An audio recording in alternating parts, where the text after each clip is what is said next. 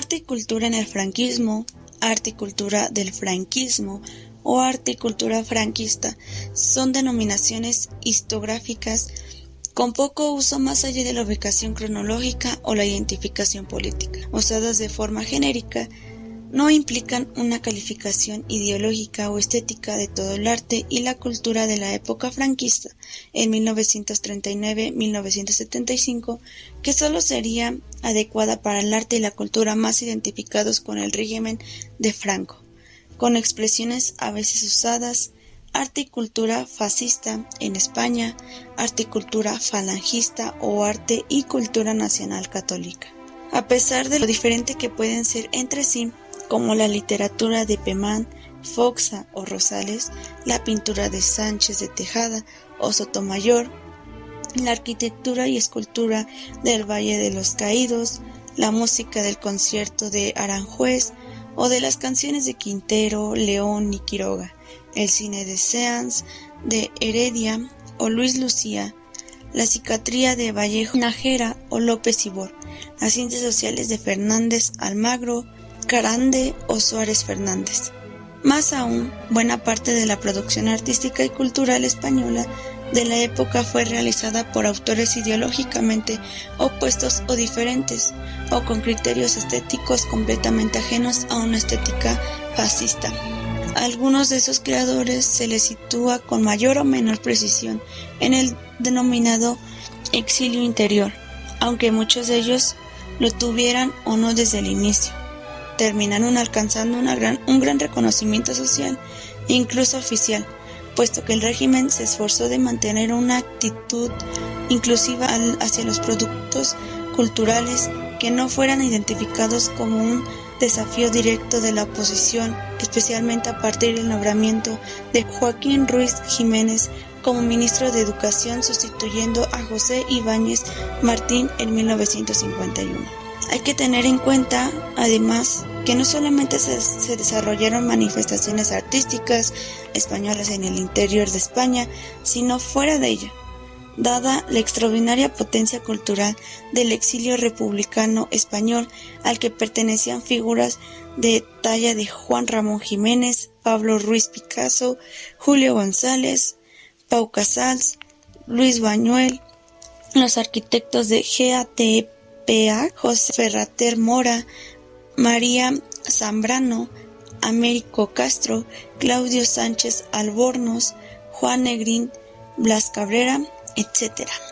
Un prominente falangista, Ernesto Jiménez Caballero, fue el principal teórico del arte fascista en España,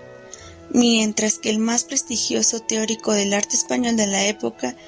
Eugenio de Ors, se esforzó por la creación de un ambiente artístico afín al régimen, pero abierto y asimilador, incluyendo a las vanguardias, que pasaron con el tiempo a ser incluso una señal de identidad del régimen, cada vez más interesados en mostrar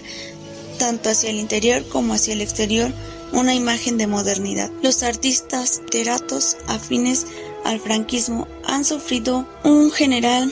minusvaloración por la historiografía y la crítica artística y literaria. Generaron la guerra y perdieron la historia de la literatura. El nuevo orden cultural y educativo que se pretendió crear en 1939 se centró de forma obsesiva en el nacionalismo y la religión. Lo pretendiera o no, el franquismo no consiguió imponer una cultura totalitaria, uniforme, con carácter excluyente de otras manifestaciones culturales, y las fuentes historiográficas suelen utilizar los términos tradicionalistas autoritarias para describirla. Sí que significó, especialmente durante la posguerra, una cultura de imposición con actitudes de reconquista o imperialista que supuso una fuerte represión, la depuración generalizada y sistemática del sistema educativo y de todas las instituciones culturales para ponerlas en manos de las órdenes religiosas y de personalidades afines,